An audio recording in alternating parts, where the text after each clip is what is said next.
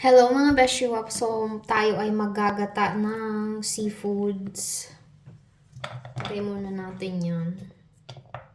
Luya, sibuyas, bawang. Tapos ang ating crab. Nabili ko pa to nung Saturday. Tapos, di ako nakabili ng gata last, kailan ba to? Last Sunday. Tinamad ako lumabas. Lalagyan natin yan ng kalabasa.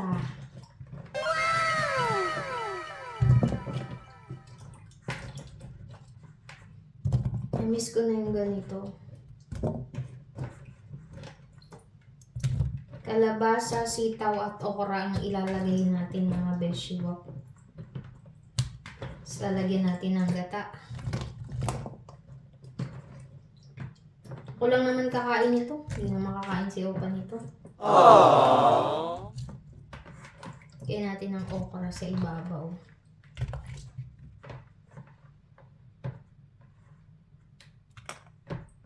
Lang sim.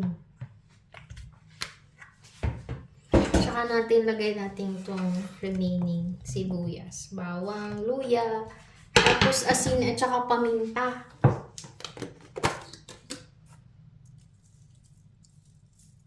Yan. Yung asin ilalagay ko rock salt.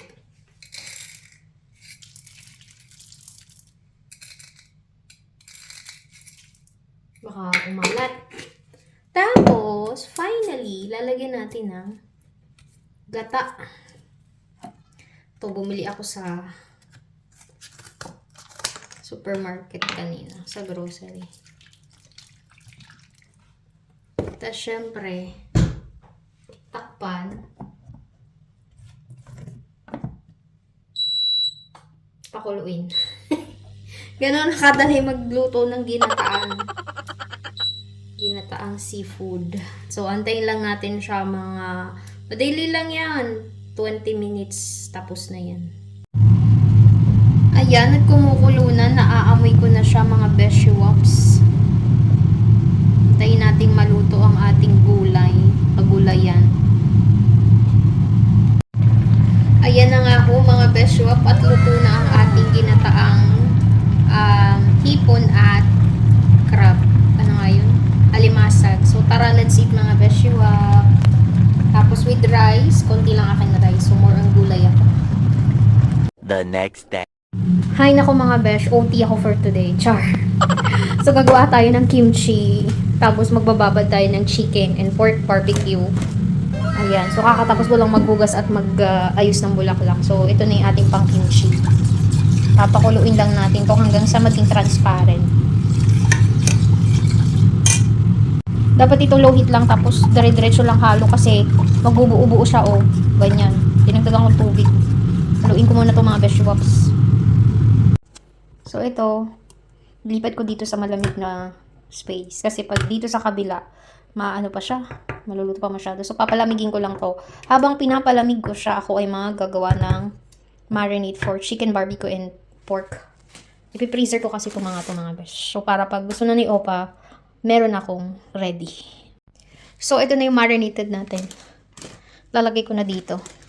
Para pang freezer. Tapos itong chicken pa. So, ayun, malapit ako matapos. Tapos sunod naman yung kimchi. Saka pa lang makapahinga. 7:21 na ng gabi. Pero trick pa yung araw. Huguy, nakatapos na din mga besh. So, lagay na natin sa freezer. At tayo gumawa ng kimchi. Sarap. Hi, I'm really busy for today mga besh. So, ito na yung ating cabbage. Nahugasan ko na yan. Binabad ko yan sa asin like for 1 hour or 1 hour 30 minutes. Tapos yan, hinugasan ko na. Papatuluin ko na lang or kailangan matuyo. Tapos titimplahin na natin ang ating sauce. So, syempre, meron tayo ditong tawag dito, gaw-gaw? Ano yung gaw-gaw? Nakalimutan ko na siya. Basta, ano yan? Cornstarch. Gaw-gaw. Cornstarch yan mga besh na niluto. Tapos ito naman may apple, sibuyas, bawang, luya. Tapos ito ang ating chili powder. Tapos carrots. Bukas ko na lalagyan siya ng dahon ng sibuyas kasi hindi ako nakabili. Tapos, syempre, yung patis na pangpalasa. So, imimix lang natin yan mga beshwops. Ayan. So, may nag-request kasi sa akin batang au pair sa Danhap. Gumawa daw ako ng kimchi kasi magba-barbecue kami this coming Saturday since day off ko. Sabi ko, hala, sige. Bigyan ng hilig ng walang bigalit, Charis. Madali lang naman itong gawin actually. Isang cabbage lang yung ginawa. Yung gagawin natin para saktong pang isang kain lang. Play ko. Tapos ayan, dito mo na ilalagay yung ating yan, dinudurog ko yung yung mansanas, tsaka sibuyas, bawang at luya. Bini-blender ko talaga sila. Sa iba nga nito may peras at tsaka ano ba yun? Yung maliliit na alamang yun. Meron pa, nilalagyan pa nila yun. Ako, wala kasi ako mabilihan dito kaya patis na lang pangpalasa.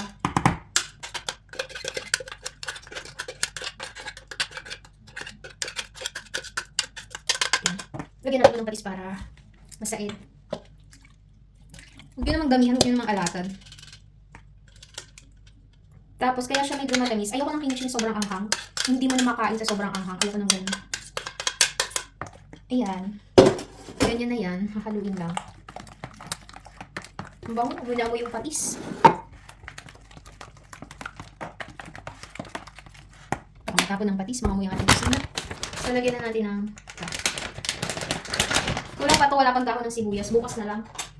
Natamad na ako lumabas. Nakalimutan ko kasi kanina. Yan. So, depende sa inyo. Gaano karami yung nyo, chili powder. Ay, ang sarap. Ay! Pasaway. Halaglo. Kunti pa.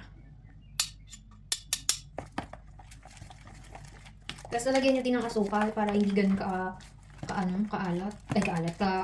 Well, actually, ang nagpapaanghang dito is yung sibuyas at bawang luya. Yun yung nagpapaanghang, hindi yung chili powder. Kasi wala nang lasa yung chili powder actually. Tapos asukal. Depende kung ilan yung gusto ninyo. Make sure yung tawag na? Yung cornstarch is malamig na bago niyo ilagay yung mga or else mapapanis siya. Tikman ko. Konti pa.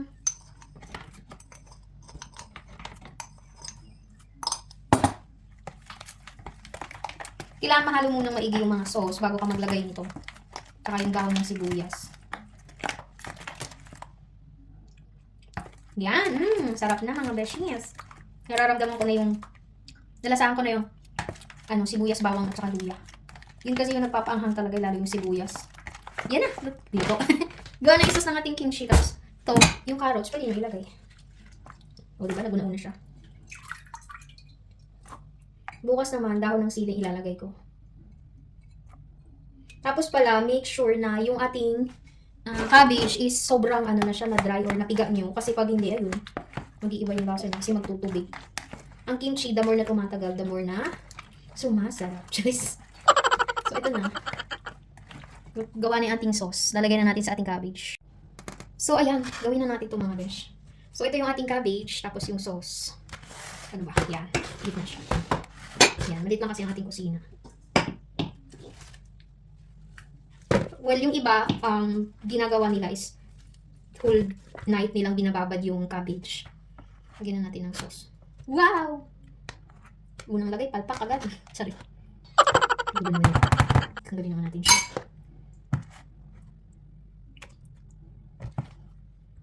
Mamaya ako nakakaluin. Masarap yan, hinahalo ng kamay. Di ba wala nang tubig?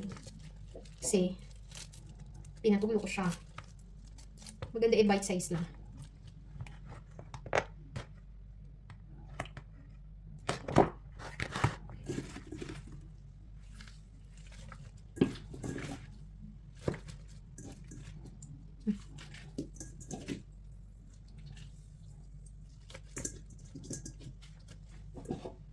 So, ito na nga. Ilagay na natin para mahalo ko siya. Kakamayin ko na.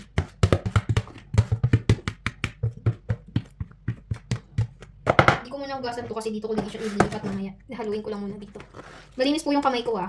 Tsaka ito naman ay pang, ano lang, personal consumption. Charis. Alam niyo ba nung unang nagbablog ako, nag-i-English ako. Hindi ako mag-Tagalog. Kasi yun yung uso dati. And then I realized, hindi siya patok. So sabi ng kaibigan ko, ba't hindi mo gamitin yung salitang Marinduque? Yung salita ko namin ay parang kakawig na Batangas at Quezon. Ayun, aba, ay nung ginamit ko ay effective, dumami aking followers. Sa Facebook, sa YouTube po talaga ako dati. Tapos, na-realize ko, nung pandemic yun ako nag-start. Kasi walang magawa, konti lang trabaho dahil lockdown. Tapos, na-realize ko, pati hindi ko gawin sa Facebook. Ayun, nag-boom! Ayan na, tapos na nga din kimchi na alis. Pagkasarap naman, lipat na natin. Kulang pa yan. Wala pang daw ng sili. Bukas ko na lalagyan.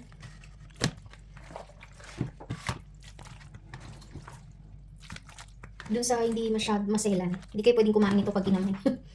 Yan. Uy, ang sarap. Ano pa? Uy, Monday pa nga lang pala ngayon. Ano? Isip ko agad day off. Day off ko kasi ng Saturday. So, Saturday, Sunday, nasa Den Haag ako.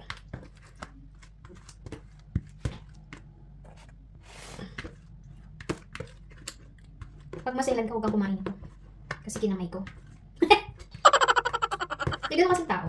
Which I understand naman. Kanya-kanya tayo ng ano eh. Behavior. Ayan na mga besh. So, sakto to sa Friday, ay sa Saturday, pagpunta ko ng Den Haag. Ready to eat na to. Ooh. Tapos may barbecue ako. May minarinate akong barbecue. Ay, sarap.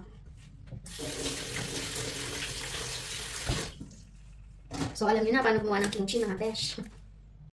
So, ayun mga beshwap, natapos na. Magliligpit na at maghuhugas. So, that's it for today's video. Bye for now mga beshwaps. The next day. Hello mga beshwaps ko. Mag-strawberry and cherry picking kami for today's video kasama ang aking mga beshwaps.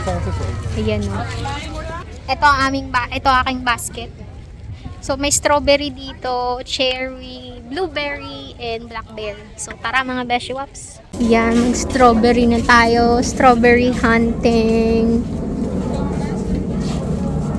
Elevated yung kanilang strawberry.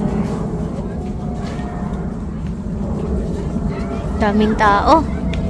Dito, pakita mo yung strawberry.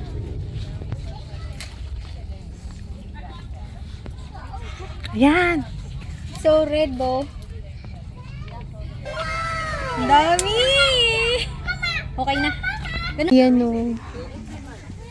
Wow. Libre kain, basta huwag magpapahuli mga besh. Pang second time ko na dito. Matagal na kami pumunta dito yung mga way back 2022 ata. Hindi mainit. Wow, ito yung blueberry. Pero maghahanap tayo ng hinog. My God. Parang wala ng hinog. Ito naman tayo sa cherry. Ang sarap. Ang bishi. Cherry. Tawa na. Yun lang yung 1 hour later. ang daming tao ngayon kasi mainit at Saturday. Doon tayo sa Central Station.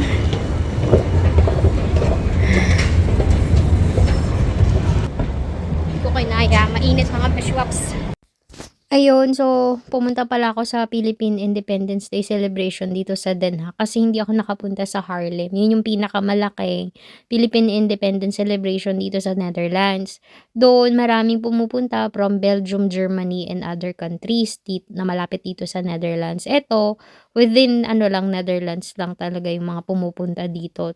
Tingnan nyo, konti lang yung tao. Hindi katulad nung mga nakaraang taon, marami. And ngayon, napakainit.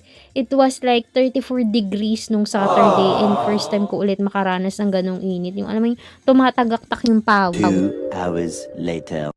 Hay nako, very tiring ang araw ko ngayon. Nakakapagod. Hindi ko kinakaya. Sobrang init, 34 degrees. Oh my God. Paano pa kaya pag-uwi ng Pilipinas, 36-41? Sus mio, marima. Tulo ang pawis. So, pauwi na ako ngayon. At ngayon ay magsi 6 o'clock na.